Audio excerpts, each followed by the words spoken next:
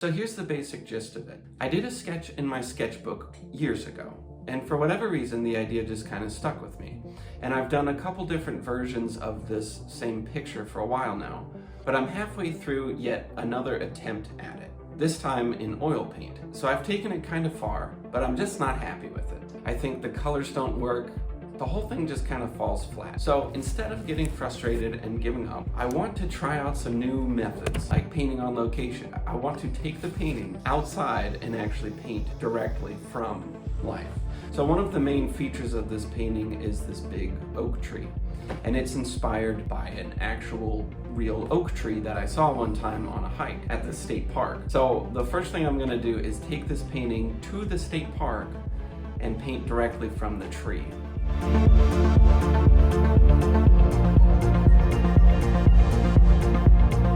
If I can find it. I don't actually know exactly where it is. It's somewhere around here. Just walked for a good hour. Couldn't find it. Found it. It's a bit smaller than I remember, but that's the one.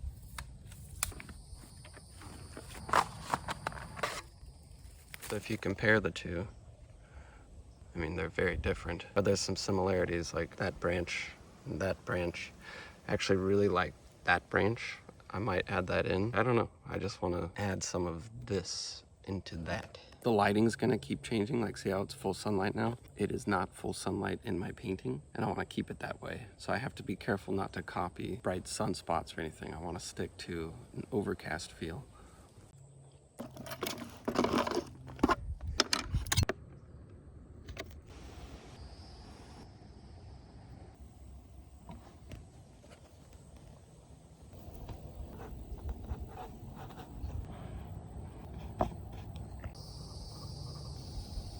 So this is really fun, and it makes me want to redo the entire scene. This tree, these to something else, this tree, that one, in the background, everything. Definitely didn't finish, but made some progress.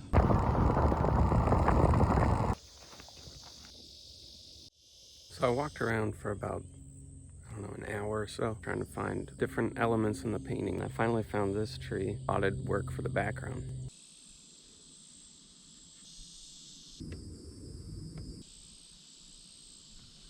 My tripod is very unsteady. I'm just not really feeling it. I'm just gonna call it a day. So I give up on painting today. It's too hot. I've been walking around for an hour and a half, and then I painted for about an hour. And I left my water in the car, and I'm completely dehydrated, can't focus, and I was just making a mess of the whole thing. So I'm calling it a day.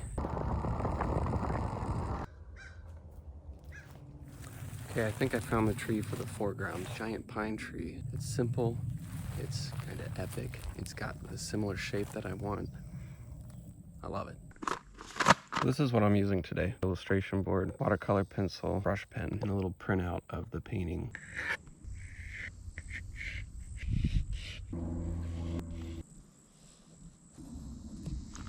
staring at this bright white paper in full sun, and then looking at this tree in full sun, and it is blinding my eyes. Every time I look up, it's like I have to wait a second for my eyes to adjust to be able to see anything. I guess that's why other artists bring umbrellas to shield their paper from the sun, or wear sunglasses. I didn't think of either of those.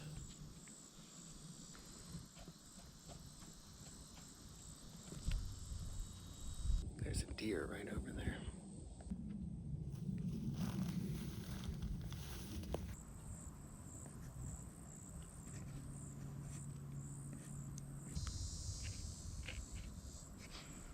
So why not just take a picture, right?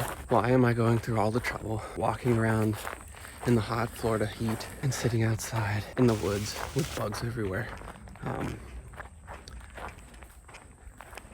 It's a good question. Imagine the love of your life, but the only way you can interact with them is through a photograph or a flat screen. You're not satisfied with that. You want to see them in person. So that's kind of why. There's so much that you lose in a flat picture and so much more to see when you're actually there. Obviously, photographs serve a huge purpose for artists, but if you can go on location, I think it's always better. I might finish it up from photos and get some of the smaller details in there, but nothing beats bugs. I mean, going on location. So I'm back in the studio, and the goal here is to take this tree and replace this tree. I feel much more free to change this than I would a photograph. There's this weird feeling you get when you look at photographs where like you have to follow it exactly, or that the photograph is always right.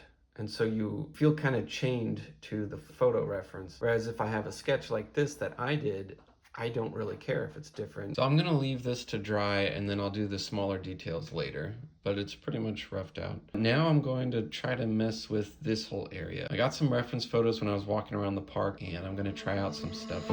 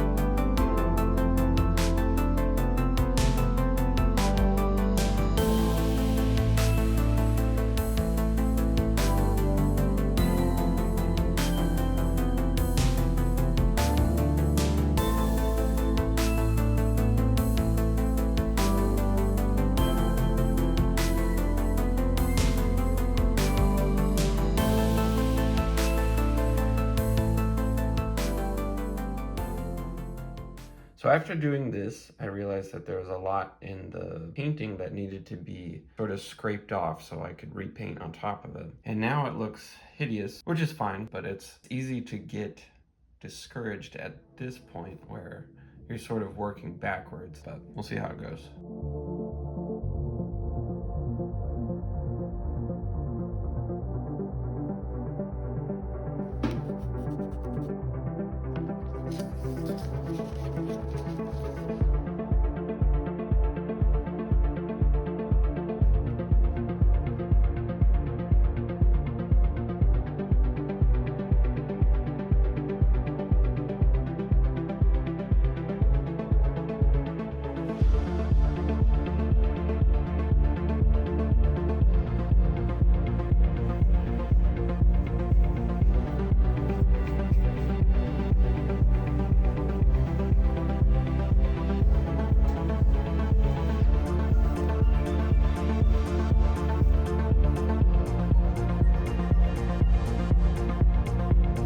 So I wish I could sum up this video in some sort of genius conclusion about how I worked really hard and the painting came out amazing. And I do think the painting turned out much better than it was before, but that's almost besides the point. I think the only thing I'm really taking away from this is that changing my mindset from a success or failure mode of thinking and more into an experimental one, where the goal of painting is just to have some fun. So this is really fun. And try out some new methods. And that really saved me and allowed me to be able to finish a painting. Whereas if I hadn't had that shift in mindset, I probably would have given up halfway through. And it turns out that throwing in a little extra work was less of a chore and more of an adventure. So I'm about halfway through my next painting while I'm finishing this video, and I'm running into the same problems. And so this is serving as a great reminder to change my mindset and think of it more as an experiment and a way to try out new things rather than holding too strong to what I initially thought was a good idea. But that's it. Thanks for watching. Subscribe.